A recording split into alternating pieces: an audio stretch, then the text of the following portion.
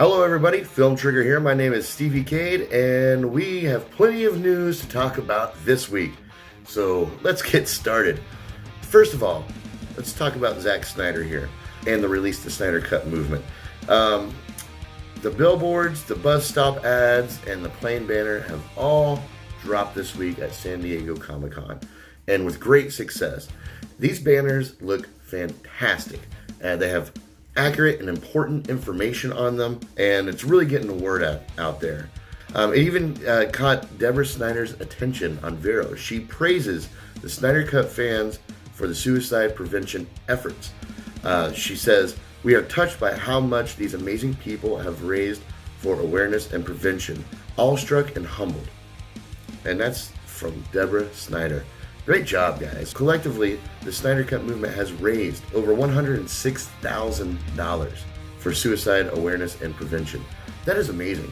Good job to you guys. I'm really proud of you. Thank you so much for doing that. In related Snyder news, Zack has released some photos revealing how and who killed Steppenwolf in the Snyder Cut version of Justice League. And he also gets into some really nice details about the ending on Vero in the comment section of these photos.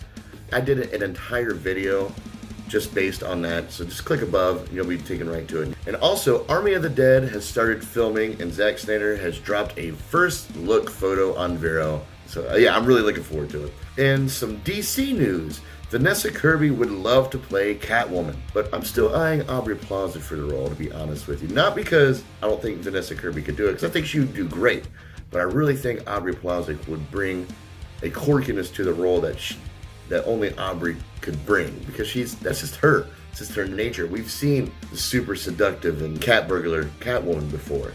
I would really like to see some with some quirky attitude. I think Aubrey Plaza could bring that. Flash director Andreas Muschietti wants to take some time off before making a DC film. Yeah, let's just push the Flash movie back any further. What could it hurt now? You just sit back, relax, while we're all sitting here in anticipation for this movie that should have been out this year. And speaking of Andreas Muschietti, It Chapter 2 final trailer has released, and you can check out my trailer talk by clicking above. Also, San Diego Comic-Con tells Matt Reeves, "Do not screw up the Batman." The lighthearted video was actually orchestrated by War of the Planet of the Apes composer Michael Giacchino. A little fun between friends. I think that's cool. Leaked photos of Aquaman and Deathstroke in the DC Universe original show Titans. Deathstroke, okay.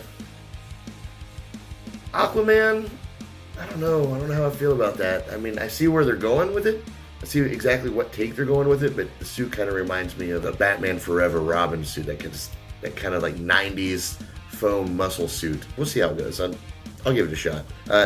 Doom Patrol is getting a season 2 for DC Universe, which is great. That show is fantastic. So it's just so outlandish that it actually works. Now, what does this mean for DC Universe and Warner Brothers? Because there's been speculation that DC Universe is not going to last. Also, that maybe it's going to be absorbed into the Warner Brothers streaming site. Well, there being a season 2 kind of suggests that DC Universe will continue, and I'm hoping that it will be absorbed by the Warner Brothers streaming site, because honestly, as a fan, I don't want to pay for a DC Universe stream and a Warner Brothers stream. If Warner Brothers is going to try to compete with the Disney streaming service and Marvel, then their best bet is to kind of put those two sites together. And if they do that, then I'll head over to Warner Brothers and subscribe for a year. Give it a shot. Speaking of Warner Brothers, Taika Waititi live-action Akira film has been delayed, leaving room for him to film Thor: Love and Thunder, which sounds like a porn. Well, first, before I get into the Thor thing, Warner Brothers, you have a bad poker face. You really, really do. As soon as Disney sees you blink, they take your director from you. I don't know what's going on over there, but I really hope we get some good news from Warner Brothers soon, because I'm losing a lot of faith in that company right now. But I still have hope. A little bit, but it's still there. A seed of hope, if you will. One that hopefully will grow into a fruitful tree. I don't know. Just make the fucking movies. But yeah, Thor, Love and Thunder, which has confirmed Natalie Portman as Lady Thor. I guess she's fully on board with this comic book thing now. She kind of jumped ship early in Thor's history, which I kind of get why she didn't want to be the damsel in distress, and making her Lady Thor should take care of any damsel in distress issues that she may have had. Also, Valkyrie, played by Tessa Thompson, to be a part of the LBGT community. Cool. Right on. Rock and roll. I can't wait till we live in a world where this is no longer news. This is just what it is. You know, that person's gay, that person's bi, this person's transgender. Okay. Acceptable as everything else. That'd be a perfect world for me. Jay and Silent Bob has not only released this cool poster, but also a trailer, which you can check out my trailer talk by clicking above. And also Kevin Smith says he has cast 3 previous Batmans in the movie. And that was done intentionally because this movie kind of makes jabs at sequels, prequels, and reboots, which I freaking love.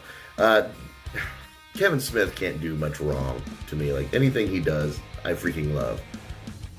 Except Chasing Amy. I didn't love Chasing Amy. But I know Val Kilmer and Ben Affleck are going to be in it because they were in the trailer. As for the third Batman, I'm rooting for either Michael Keaton or Kevin Conroy. Either one of those two would do justice for me. In other news, Edward Furlong is back as John Connor. Finally! Thank goodness. I mean, listen, I know he's not been in the best of light lately, but first of all, Hollywood magic. Don't forget what Hollywood can do. They can transform anybody to look fit, look great. If they really want him to look good in this movie, they'll make him look good in this movie. And I'm sure he's actually pretty excited for the opportunity to kind of clean the slate and, you know, move forward. Hopefully this opens more doors for him. And also, the Terminator franchise has kind of left this giant void in all the Terminator movies since Furlong hasn't reprised his role. Not only have they gotten actors that don't look anything like Furlong, which is okay, but they've gotten actors that don't act anything like him. And it's really made a big disconnect in the whole franchise. So him being back in a direct sequel to Terminator 2, I'm fully on board with. 3 from Hell trailer has dropped. My trailer talk is up. If you want to take a look, click above. I'll take you right to it. Halloween has confirmed to have 2 sequels with Jamie Lee Curtis reprising her role and David Gordon Green directing. Halloween Kills comes out October 6, 2020. Halloween Ends comes out October 15th, 2021. Halloween Ends. Do you think it's really going to end? Yeah, we mean it this time. It's really going to end this time. If it does end, it's going to end the franchise for them to reboot it. That's the only thing. They're never going to be done with these movies. MCU news. Phase 4 movie slate has landed at San Diego Comic-Con. I might do another video just on this specifically if I can find the time. But until then, here's your slate. Satisfied? I notice a little Blade action there, and also a lack of Guardians of the Galaxy 3. But according to a recent tweet, James Gunn says, we're just waiting for me to be done with Suicide Squad before we announce a date on that. MCU has confirmed plans to introduce X-Men and Fantastic Four. They're not revealing any other information about it, but I'm just excited for this whole thing to move forward and see where they go with it. I'm just ready for something new. Still no news on Deadpool 3 or X-Force. I guess they're kind of shelving that. But come on, Marvel. We all want Deadpool, and we all want you to keep Deadpool in the same spirit as he was with Fox. You know, maybe you can use Deadpool to help bring in your X-Men and Fantastic Four franchise, huh? Yeah, maybe you can piggyback those guys in. Dave Bautista wishes Drax killed Thanos. Me too. Before I even saw Endgame, I told my son, Seth, I was like, Seth, I really hope Drax kills Thanos, because ever since Guardians of the Galaxy, man, that's been his #1 goal, was to kill Thanos, or kill the person responsible for killing his family. And not only did he not do that, but he never really got to confront Thanos whatsoever. I guess there was a scene where Thanos and Drax were fighting. It got cut from the movie, I don't know if it was shot, but either way, it was supposed to happen, and they cut it. I'm with you, Dave. Endgame officially passes Avatar as biggest movie of all time. Yes! That means I don't have to hear about it anymore. Cool. Can we just drop it now? Like, I don't care. I don't care. And whatever. To me, Infinity War was the better movie anyhow. Also, the Top Gun Maverick trailer has dropped. Neat. If you want to go see my unenthused trailer talk, click above. Alright, well, that's the news this week. If I missed anything, please let me know in the comment section below. Also, while you're hanging out down there, make sure you hit that subscribe button and the bell ding thing so you get notified every time I upload a new video. Thank you guys so much for watching. Stay trigger happy, my friends. Peace.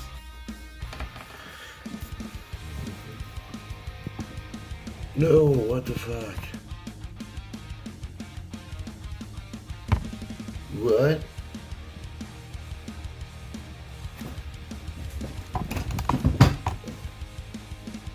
You gotta be kidding me. You just do that now?